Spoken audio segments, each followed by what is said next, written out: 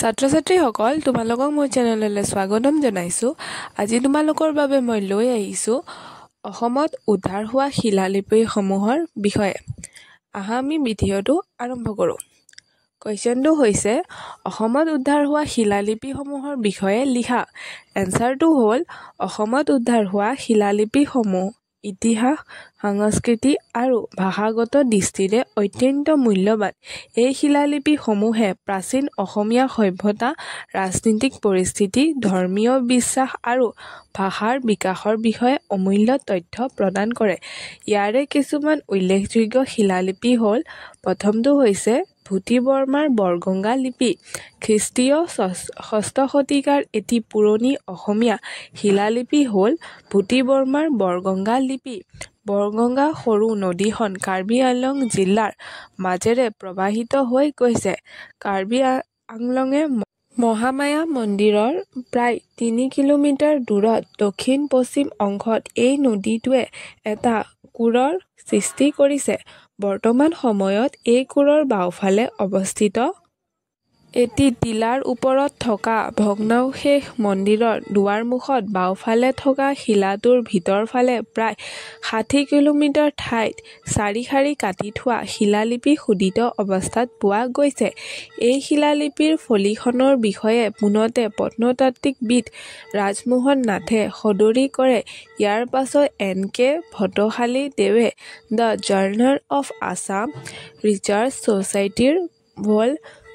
৮ number 4ত এটা বিস্তাৰিত বিষয় হিচাপে সৰ্বভাৰতীয় পৰ্যায়ত দাঙি ধৰিলে। ড দীনেশ চন্দ্ৰ চৰকাৰে শিলালিপিৰ ফলিখনৰ নতুন পাত উদ্ধাৰ কৰি পুৰাণতত্ত্ববিদসকললৈ আগবঢ়োৱাৰ লগে লগে মুকুন্দ মাধৱ শৰ্মা আৰু ডিম্বেশ্বৰ শৰ্মাই কামৰূপ শাসনাৱলীত ফলিখনৰ বিষয়ে লিপিবদ্ধ কৰে। বুৰঞ্জী লেখকসকলৰ মতে ফলিখন ভৌমবংশীয় ৰজা ভূটি বৰ্মাই নিজে লিখোৱা নহয়। ইয়াৰ পৰিৱৰ্তে মন্ত্ৰ এগৰাকীৰ আদেশ অনুযায়ী খোদিত কৰা হৈছিল। ভট্টশালী ডাঙৰীয়াই আলোচিত লিপিখনিত শক ২০০+৩০+৪ অৰ্থাৎ ২৩৬ খ্ৰীষ্টাব্দ ৫৫৪ লিখা বুলি জনাইছিল। যদিও ড দীনেশ চন্দ্ৰ চৰকাৰে সেই পাত সলাই নতুন পাত প্ৰদান কৰে। সেই পাত হ'ল স্বস্তি শ্ৰীপৰমৈদ্যৱত পৰম ভট্টাৰক মহাৰাজা। ২ নম্বৰটো হৈছে ধীৰাজা-চ-মেধয়াজিন শ্ৰীভূতিস্পৰ্শপাদন। ৩ নম্বৰটো হৈছে আয়ুষ্কামং বিজয়ামাত্য অৱগুণস্য। ৪ নম্বৰটো হৈছে ইদং আস্ময়ং। লিপিখনত খোদিত পাঠৰ আখৰবোৰ উমাচল শিলালিপিৰ আখৰৰ সৈতে অভিন্ন দেখা যায়। অন্ত্যেষ্টিয় আখৰৰ পাৰ্থক্য লক্ষ্য কৰা যায়। তাৰ পিছৰটো হৈছে হজবৰ্মাৰ তেজপুৰ লিপি। হজবৰ্মাৰ তেজপুৰ শিলালিপি ৯ম শতিকাত পোৱা যায়।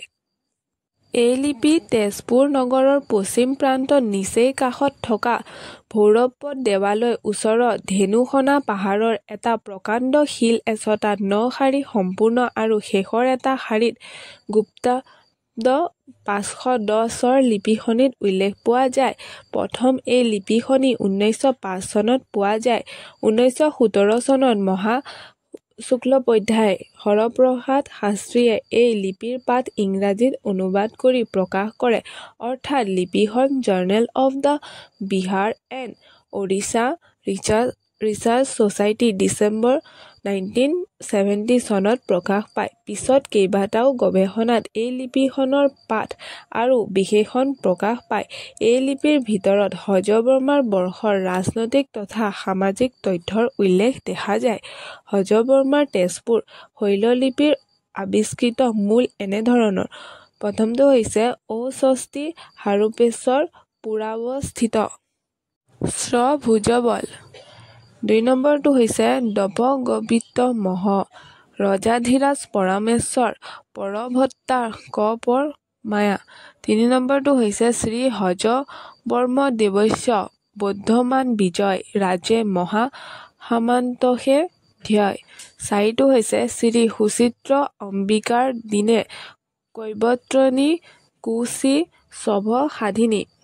৫টো হৈছে নৈৰাজ্য তচ নাকযুচি শুদ্ধ ব্যৱহাৰ চুদভূত তত্ৰ নৈৰাজ্যক নহি তত প্ৰবিষ্ট। ৬টো হৈছে সাৰ্বনী চিৰিত ধৰক্ষ ভট্টজিৎ নিজনী লোহিনী ঝা দক্ষা দগ্গ। ৭টো হৈছে ইত্যতে বলধক্ষা সামন্ত শিলাকূট বলেয়া পঞ্চং কুলশংকৰ ভট্ট পুত্ৰসোম দেৱাদয় ভূষ। ৮ নম্বৰটো হৈছে দিক সীমাকৃত পালসকলিৰ লক্ষাৰ ভক্ষভূত ভূদাংগ পশ্চিমাংক নাগ জ্যোতিষ্যামং প্ৰৱভূমিত বৰৱ। ৯টো হৈছে বট্ট উত্তৰা দহি বা কন্তাং য়াং সৌৰভং কৰোতি তস্য পঞ্চভূতিকাং গৃহী তৱমিতি। ১০টো হৈছে গুপ্ত ৫১০। ইয়াৰ পিছৰটো হৈছে কানাই বৰশী বোৱা লিপি। কানাই বৰশী বোৱা শিলালিপিখন অসমৰ ইতিহাসৰ এক গুৰুত্বপূৰ্ণ প্ৰাচীন সাক্ষ্য। ই ঐতিহাসিকভাৱে প্ৰমাণিত যে এই লিপিখনৰ খ্ৰীষ্টীয় ১১দশ শতাব্দীত লিখা হৈছিল। উত্তৰ গুৱাহাটীৰ মণিকেশ্বৰ দেৱালয়ৰ উত্তৰ দিশৰ প্ৰকাণ্ড শিলৰ টুকুৰা এটিত কানাই বৰশী বোৱা শিলৰ ক্ষয়ৰ শিলালিপিখন পোৱা যায়। ১৯১৮ চনত সোণাৰাম চৌধুৰীয়ে এই ফলিখন উদ্ধাৰ কৰি সবিশেষ সাদৰী কৰে। কনকলাল বৰুৱাই early history of Kamrup Sonaram চৌধুৰীয়ে ৰংমহল সৰ্বেশ্বৰ কটকীয়ে অসমৰ শিলৰ ফলি মহেশ্বৰ নেওগে প্ৰাচ্য শাসনাৱলীত কানাই বৰশী বোৱা শিলালিপিৰ পাত লগতে আলোচনা দাঙি ধৰে। এইটো কথা সঠিক যে পুৰণি অসমৰ লিপিসমূহৰ ভিতৰত সম্পূৰ্ণ অসমীয়া আখৰৰ লিপিৰূপে এই লিপিখনে মৰ্যাদা পাইছে। ড মহেশ্বৰ নেওগে প্ৰাচ্য শাসনাৱলীত উল্লেখ কৰা ফলিৰ পাত হ'ল। ফলিটোৰ অৰ্থ হৈছে ১১২৭ শকৰ চত মাহত ১৩ দিনৰ দিনা কামৰূপলৈ অহা তুৰ্কছসকলৰ ধ্বংস প্ৰাপ্ত হয়। কানাই বৰশী বোৱা তুৰ্কছয়ৰ ফলিত উল্লেখ অনুযায়ী ১১২৭ শকত অৰ্থাৎ ১২০৬ খ্ৰীষ্টাব্দত মহম্মদ ই বখতিয়াৰৰ নেতৃত্বত কামৰূপ ৰাজ্য আক্ৰমণ কৰিবলৈ এক বিশাল তুৰ্কছ বাহিনী আহিছিল। সেই সময়ত কামৰূপ ৰাজ্যৰ ৰজা পৃথুৱে সেনা বাহিনীৰ লগত লৈ ১১২৭ শকৰ চত মাহত ১৩ তাৰিখে বখতিয়াৰ সৈন্যবাহিনীক পৰাভূত কৰি ধ্বংস কৰিবলৈ সক্ষম হয়। মুছলমানসকলৰ এইটোৱে কামৰূপ বা অসম আক্ৰমণৰ প্ৰথম ঐতিহাসিক ঘটনা আছিল। মুছলমান সৈন্যবাহিনীক ধ্বংস কৰা ৰণজয়ৰ স্মৃতি যুগমীয়া কৰি ৰাখিবৰ কাৰণে কানাই বৰশী বোৱা তুৰস্কয়ৰ শিলালিপিখন খোদিত কৰা হৈছিল। এই ফলিখনৰ আখৰৰ বৈশিষ্ট্য হ'ল ক্ষ আখৰটোৰ আধুনিক ৰূপ গ্ৰহণ কৰিছে। শ ম ত ক আদি আখৰকেইটা আধুনিক আখৰৰ লগত প্ৰায় একে হৈছে। তাৰ পিছৰটো হৈছে সমুদ্ৰপালৰ আমবাৰী শিলালিপি। খ্ৰীষ্টীয় ১১দশ শতিকাত সমুদ্ৰপালৰ আমবাৰী শিলালিপি সময় বৰ্তমান সময়ৰ ৬০ৰ দশকতে গুৱাহাটীৰ আমবাৰীত অৱস্থিত টেক্সটাইল ইনষ্টিটিউটৰ ভেটি খান্দোতে শ্ৰমিকে এচটা শিল উদ্ধাৰ কৰে। এই শিলচটাত শিলালিপিখন খোদিত আছিল। শ্ৰমিকজনে উদ্ধাৰ কৰা শিলালিপিখন পুৰাতত্ত্ব বিভাগৰ জৰিয়তে বৰ্তমান সময়ৰ অসম ৰাজ্যিক সংগ্ৰহালয়ত সংৰক্ষিত কৰি থোৱা হৈছে। ড প্ৰতাপচন্দ্ৰ চৌধুৰীয়ে আমবাৰী শিলালিপিৰ ফলিখনৰ পাত উদ্ধাৰ কৰি অসমীয়া আৰু ইংৰাজীত প্ৰবন্ধ প্ৰকাশ কৰিছে। সমুদ্ৰপালৰ আমবাৰী ফলিখনত উত্তৰ ভাৰতীয় ব্ৰাহ্মী দেৱনাগৰী আৰু পুৰণি অসমীয়া আখৰৰ ত্ৰিবেণী সংযোগ সাধন হৈছে। আমবাৰী ফলিখনত লিপিবদ্ধ শাৰীকেইটা হ'ল আদিত্য সম শ্ৰীসমুদ্ৰ পাল ৰাজ্য প্ৰবল সবাসিক সত্ৰ সগুণজ্ঞা সন্ধ্যাসীন বোলে দান পুঞ্জয় সজ যোগীহাটী শক ঈশ বাণচক্ৰ মূৰভনতি অন্তৰংগ প্ৰাণৰ পৰা গম পোৱা যায় যে শিলালিপিখনি 1154 শক অৰ্থাৎ 1232 খ্ৰীষ্টাব্দৰ। তাৰ পিছৰ লিপিটো হৈছে গছতল শিলালিপি। গছতল শিলালিপি সময় খ্ৰীষ্টাব্দ চতুৰ্দশ শতিকা।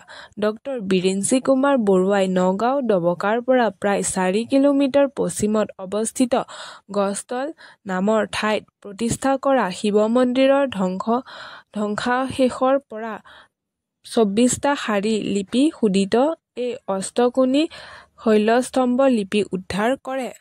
গছতল নামৰ ঠাইৰ পৰা লিপিটো উদ্ধাৰ কৰা কাৰণে তাৰ নাম গছতল লিপি হৈ পৰে। বিৰিঞ্চি কুমাৰ বৰুৱাই উদ্ধাৰ কৰা গছতল লিপিটো 1940 চনত অসম ৰাজ্যিক সংগ্ৰহালয়ত লৈ অনা হয়। প্ৰথম অৱস্থাত দীনেশ চন্দ্ৰ চৰকাৰে স্তম্ভলিপিৰ পাত উদ্ধাৰ কৰিবলৈ চেষ্টা কৰি বিফল হয়। পাছত পুৰাতত্ত্ববিদ ডক্টৰ দীনেশ চন্দ্ৰই ৰাজমোহন নাথৰ পৰা প্ৰাপ্ত লিপিৰ নকল বা প্ৰাপ্ত লিপিখনৰ কাশীনাথ দীক্ষিতে পঢ়ি জনায় যে প্ৰথম 3 শাৰী লিপিৰ পাঠৰ ভাষা সংস্কৃত আৰু বিশ্বসুন্দৰ দেৱৰ কথা সন্নিৱিষ্ট আছে। ইয়াৰ পাছত ৰাজমোহন নাথে এই স্তম্ভলিপিৰ সমস্ত পাত উদ্ধাৰ কৰা বুলি দাবী উত্থাপন কৰে আৰু তেওঁ জনায় যে বিশ্বসুন্দৰ দেৱ কাছাৰ জয়ন্তীয়া লংকাৰ এগৰাকী প্ৰভাৱশালী ৰজা আছিল। অসম চৰকাৰৰ বুৰঞ্জী আৰু পুৰাতত্ত্ব বিভাগৰ সঞ্চালক ডক্টৰ প্ৰতাপ চন্দ্ৰ চৌধুৰীয়ে এই শিলালিপিৰ পাত উদ্ধাৰ কৰি প্ৰকাশ কৰে। চৌধুৰীয়ে উদ্ধাৰ কৰা পাঠৰ পৰা বুজিব পাৰি যে গছতল শিলালিপিৰ ভাষা সংস্কৃত নহয়, ই ব্ৰজাৱলী মিশ্ৰিত অসমীয়া ভাষাহে। এই স্তম্ভ লেখাৰ বিশ্বসুন্দৰ দেৱৰ কোনো কথা উল্লেখ পোৱা নাযায়। তাৰ পৰিৱৰ্তে মুছলমান অসম আক্ৰমণৰ কথাও বৰ্ণনা এটিহে পোৱা যায়। ডক্টৰ প্ৰতাপ চন্দ্ৰ বিশ্বেশ্বৰ আনন্দ ইণ্ডিয়ালজিকেল জাৰ্নেলত প্ৰকাশ পোৱা প্ৰবন্ধ ফলিৰ পাত এনেকুৱা: সীমা এৰিয়া যৌৱন দবাকত গয়ন শক বেদাস্ত ৰাশি গণন শ্ৰীবিষ্ণু বাসুধৰ শৈলকাল শকত মেছ ইথান উৰাহা দেহুহু শতত্ৰিশ বৰবংগাল বহুকাৰ্য ইহাত ফন বসাল জল তুষৰ সজ্জাত জাল জলশ্ৰী পঞ্চকাৰ্থ বাদ্য ৰোল জলসেনাৰ বৈৰিক ভাঙি জলসুত খেদাবি। এই স্তম্ভশিলৰ অৰ্থ এনেদৰে নিৰ্ণয় কৰিব পাৰি: সীমা এৰি যৱনসকল দবকালৈ গৈছে। শক 1288 বেদাস্ত ৰাশি গণনা শ্ৰীবিষ্ণু বাসুধৰ শৈলকাল শকত মেলছ লোকসকল এই ঠাইৰ পৰা উজাইছে। চোৱা 3000 বংগাল শত্ৰু বহু কাৰ্য কৌশল ইয়াত ফান্দত পৰিছে। বহাগৰ জলেৰে নদী উপচি আছে। এইটো জানি থোৱা পঞ্চকাৰ্য বাদ্যযন্ত্ৰই ৰোল কাঢ়ক জলসেনাই শত্ৰুক ভাটি জলান্ত লৈ খেদি দিয়ক। ধন্যবাদ।